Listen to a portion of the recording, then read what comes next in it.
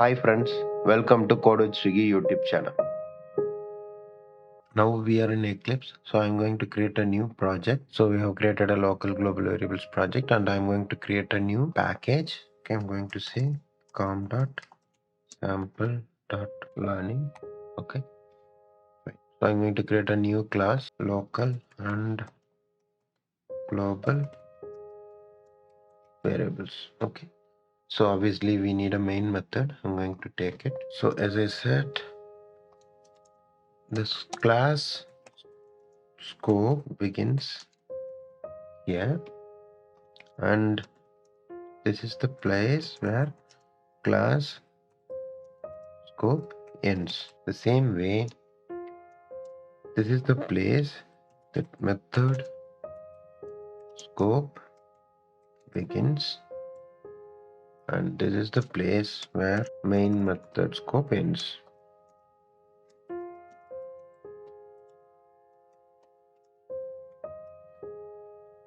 So if you create a variable private integer num equal to 10, then say for example I'm going to create one more method also, public void display. At very first we're going to discuss about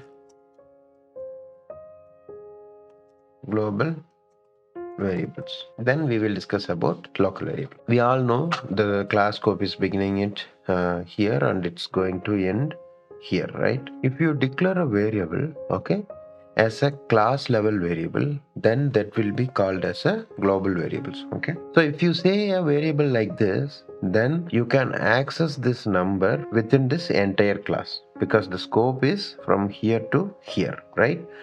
Fine. So we will try that whether we can able to access that variable here or not. Okay, first we will try in this method. Okay, just I'm going to say sysout num. Okay, fine. So then we need a object for this. Okay, I'm going to say just I'm going to create one referenceless object. Okay, to call the display method. If we run this code, right, we will get the output as 10. And how we are accessing it, we have declared it as a global level variable. So that's the reason inside of your class, wherever you want, you can access it. Okay, and one more thing is, okay, say for example here we initialized it first, right? So we have a visibility to initialize the variable wherever you want. Like this also you can do.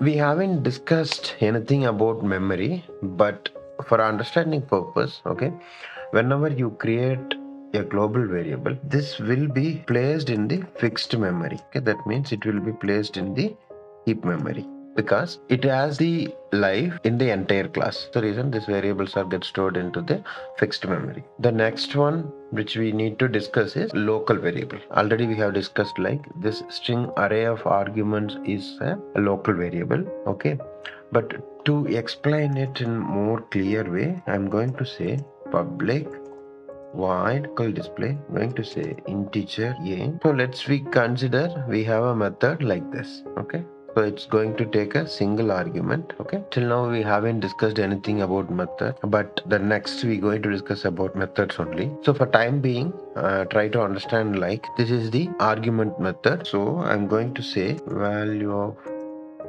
a. Now say for example, let's we have another one method, public void test or something like this. Okay, then if you try to access a, okay, then the compiler will tell you that a cannot be resolved because the life of a is starts from here and it ends here. Okay, so the local variable's scope will start inside the method and it will get destroyed when the method execution is over. So that's the reason the local variables will be stored into the stack. So because the stack is the place where the method will come into picture. So inside method it has the life. So once this method execution is over, then this variable will get destroyed. Okay, so if you want to see the output of a, then your local display, you can say 100.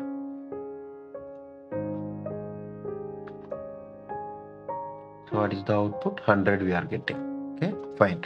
So now I think you got some idea about what is local variable, what is global variable, why we are saying these kind of variables are a local variable, because its life is from here to here only. Okay, but the global variables will get the life from here to end of the class. Okay, I think we have discussed everything in a detailed way. Okay, and I want to say one disadvantage with this global variable. Okay, if say for example you have a full accessibility into the class whenever you create a variable as a global variable, but these variables will be stored into the fixed memory in your project. If you are trying to create all the variables into the fixed memory, okay, there may be a chances of consuming more memory while you are running your project. Okay, so that's the reason the local variable will work in such a way, it will try to eliminate the creation of global variable. So in a real-time project, we will operate with both local and global variables. If really required, then we will go for a global variable. If the scope is not much needed after that particular method, then we have to choose the local variable. I want to discuss one more thing. This kind of object creation, we used to say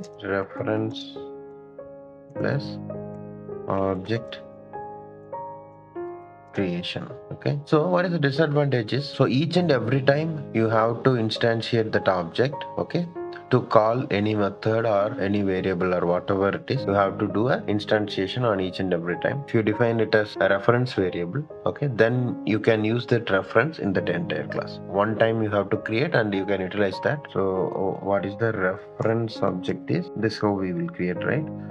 So local and global variable, then I can say obj equal to new local and global variables. So with this single object obj, you can call display, and as well as you can call local display. Just say 1000 or something like that. Okay, so this is the real advantage of this referenceless and a reference object. Okay, so if you want to use that particular object only once, then you have to go for the referenceless. Okay, if you require that object in multiple steps, I think then the reference object creation will be the useful one. So in this video we have discussed about global variables and local variables. Okay, there are few more things in the global variables, so static and final, all those things are there, but we will discuss about that when we discuss about static and final keyword. So I hope you have some good idea about local and global variables now. Still, if you guys have any doubt, please feel free to put your comments in the comment section so that we will have a look and we will try to respond back as soon as possible. We will try to commit all the codes for your reference into Git repository. Okay, the link is provided in the description, so please go ahead and have a look on that too. Thanks for watching our videos. Please subscribe our channel for more videos like this. Keep supporting us. Thank you.